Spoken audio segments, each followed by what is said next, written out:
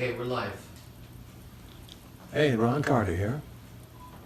We're in my studio in my house, and we're going to ask some questions, and at the very end we'll have a surprise for all of those of you who are still hanging around and waiting for something to happen.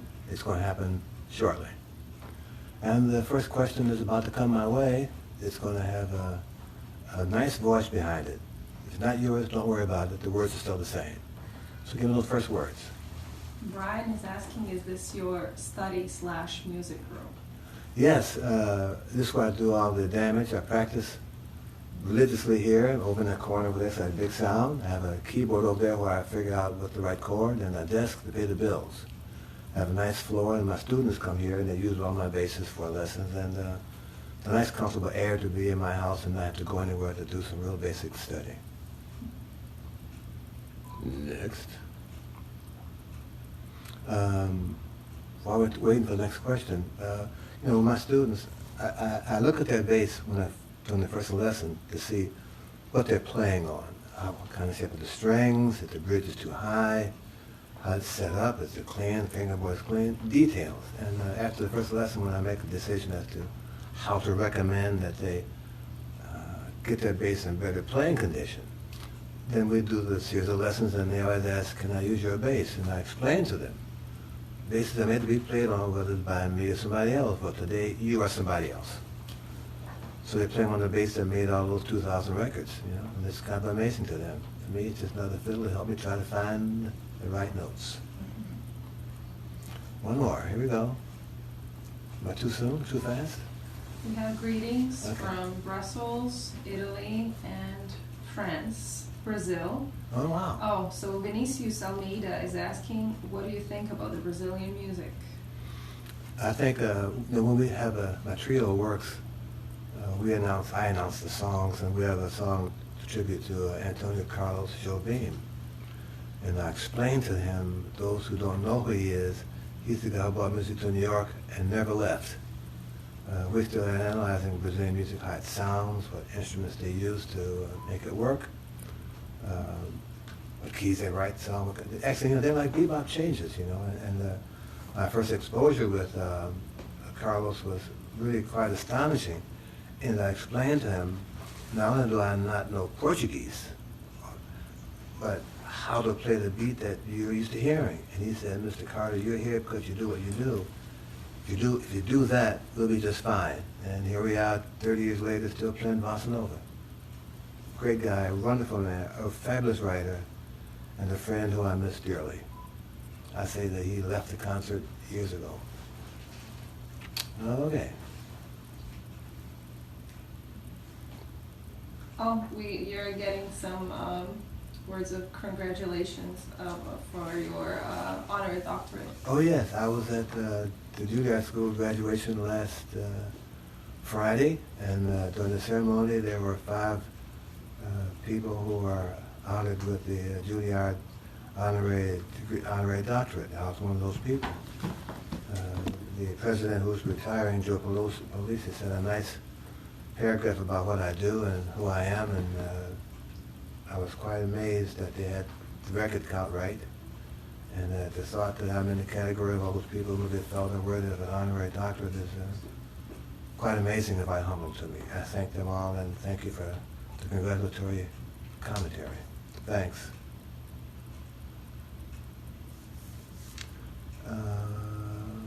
While we're waiting for the next one to come up, this broadcast is sponsored by the Ron Carter audiobook.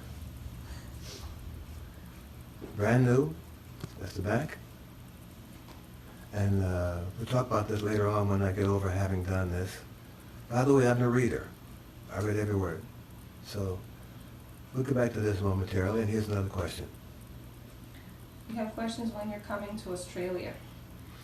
You know, I have had, my trio's had a couple of offers to go down there, but we can't find enough surrounding work to make the transportation cost and time work out yet.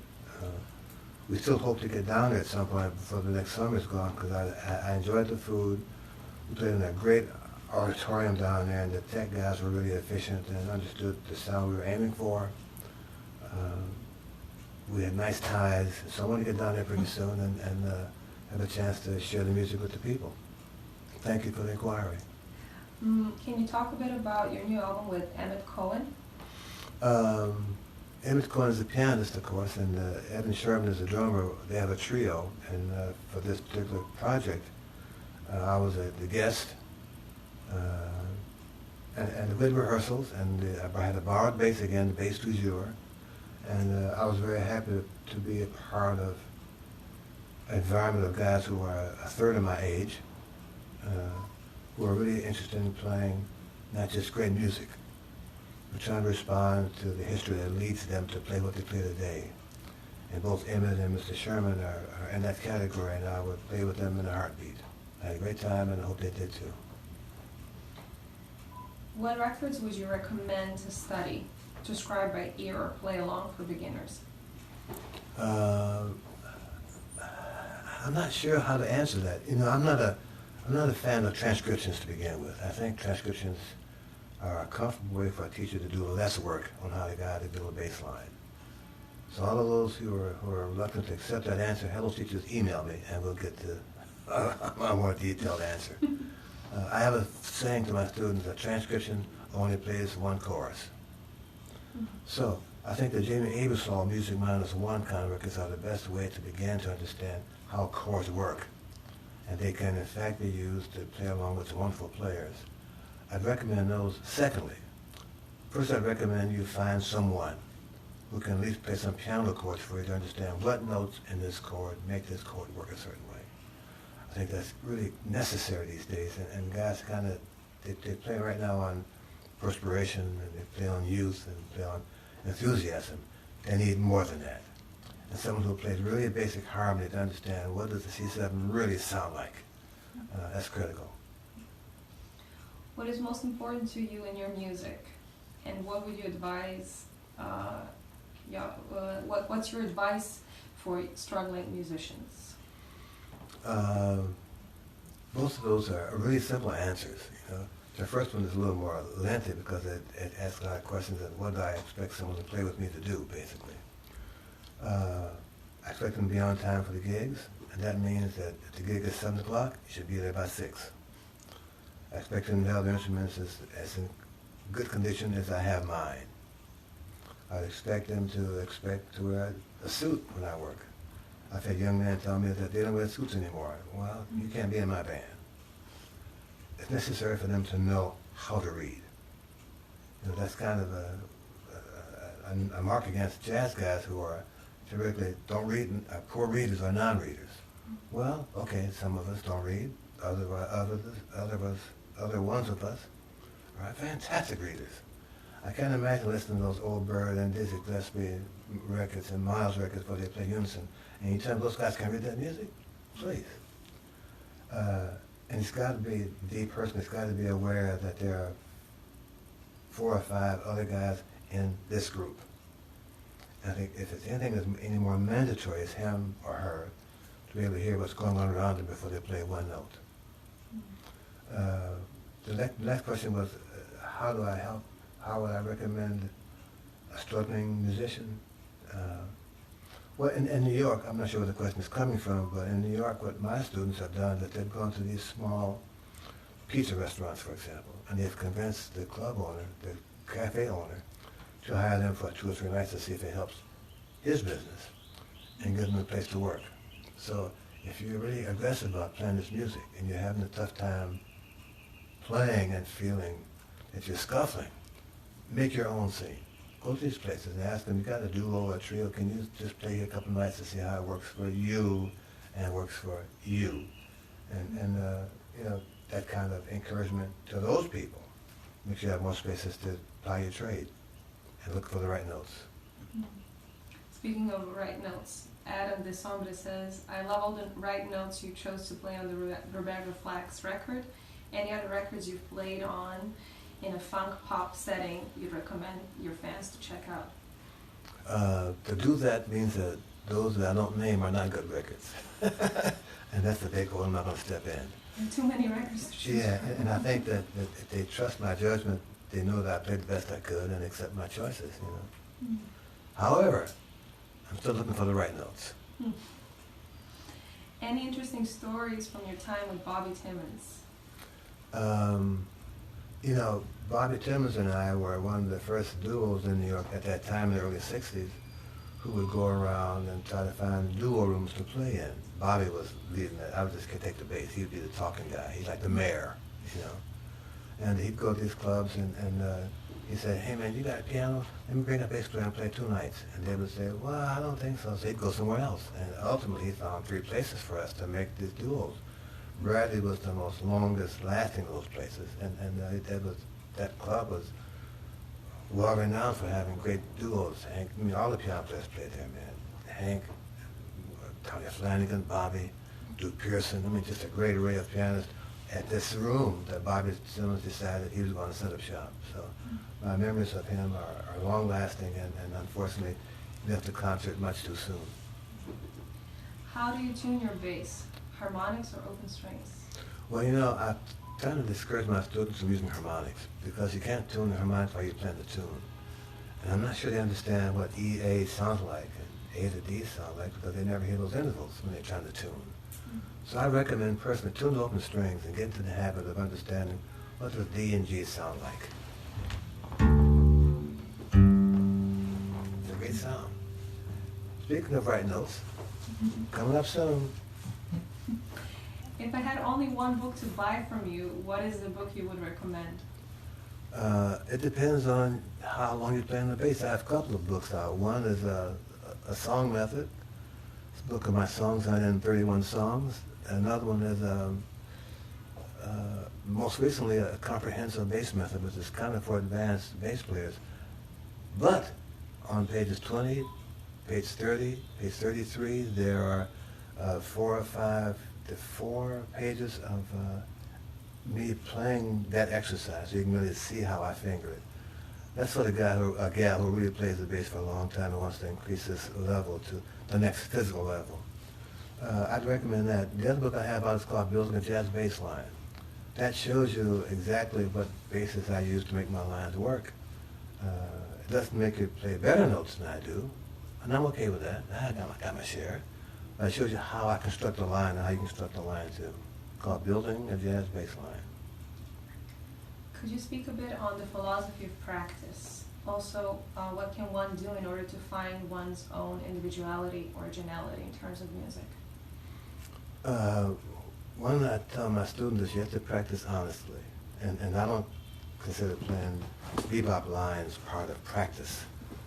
Practice means you're trying to develop a skill level to help you find the notes that you think you want to play. Practice makes you have the discipline of continuously holding the bass correctly, for example. Continuously make sure every note's in tune. Reading music to help you find exercises, etudes that help you increase your skill level. You know, if you could practice 2 hours every day, that's more than enough time to understand and get a grasp and develop a discipline in playing the bass correctly physically. A discipline of what's the best note to play. A discipline of what's the best way of fingering this passage that makes playing what I call horizontally easier than playing vertically. I think practice gives you those kind of options. How can you refinger a passage that makes it physically easier to play? Those details come with practice, and the gig is when you try them out. What was the second part of that question? Your advice on how to build individuality, originality in music? You have to play. You find a gig or gigs and just keep playing until you determine that sound I like, or I like that set of notes, or I like my choice of library, or my songs work good here. It's this kind of repetition that makes you have to come up with a decision that I like this or I don't like this. And that like part you develop and understand why I didn't like the other part. Which composers do you think, whose music is the most challenging for bass players? I would say offhand the more contemporary bass parts because they write them on the piano. And they don't want to hear that you can't do it on the bass, you know. As far as a written library, I think the Bach-Brandenburgs are the most challenging because you're playing in unison and you're really exposed and those notes have a specific meaning to the harmony in the top of the chord. I think if you can spend time with that, as I've done over my few playing years, that I've really realized that those were some great bass lines. Having said that, I recorded Brandenburg No. 3 playing a bass line that accompanies those music. I think that if you can find that on YouTube, you'd be surprised at the choices I made based on the Brandenburg harmony. Which strings do you find are nicest to play on your fingers and for the best sound?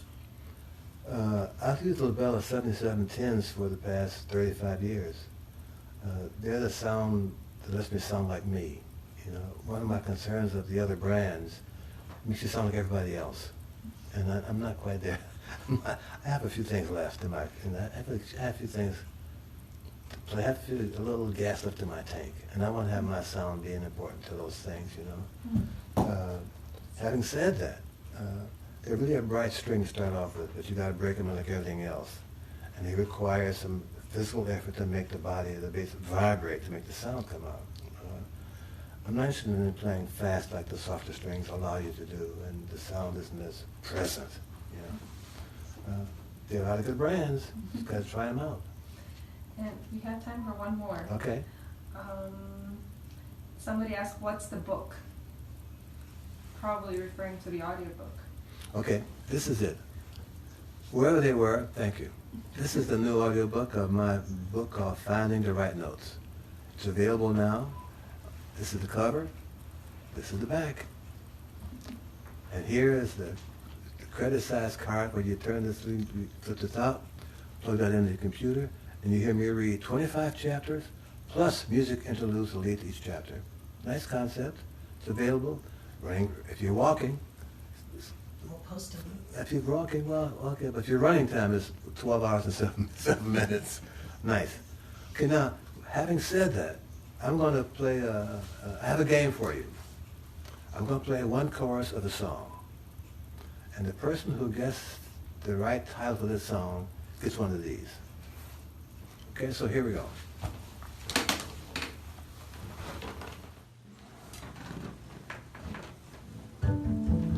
Always tune out.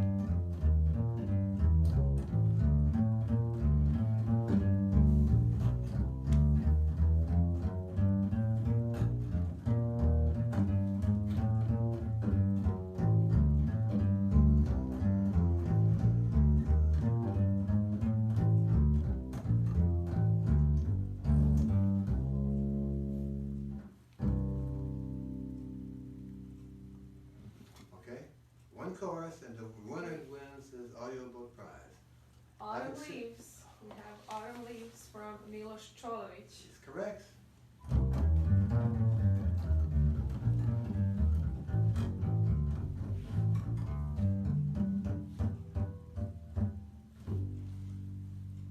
know someone's birthday is today.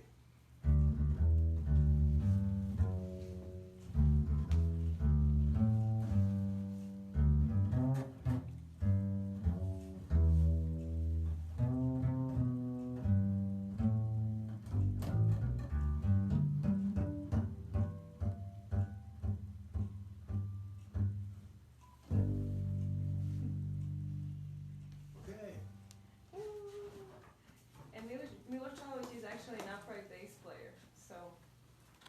Good for him. This is coming your way, man. They'll give you, I'm sure they know how to reach you, and it's a really nice prize. It's really slick actually, because I signed the back, and you put on the front. Nice. Okay, well we have a little time to say. Any more questions left? We're gonna post How it. many basses do you use? I use one, and my students play it every lesson they get. And we have some belated birthday wishes. Okay, thank you. Actually, I'm 9, 8 plus 1, so thank you. So I'll see you next time around. Today is 22. February, May 22. We'll come back to you February 22, 2022. Before then, probably June 2018, 22. That's as soon as okay. I'm coming back. Post a link to buy the book on Yeah, Facebook. and there's a link to buy the book and the Facebook. Here we go. Thanks. Bye. There. That was great. Nice. Let's do it. That was Oh, great. thank you. Oh. They had some good questions, too. Yeah, they were nice questions. They get used to answering them. Yeah. They're getting comfortable to ask questions.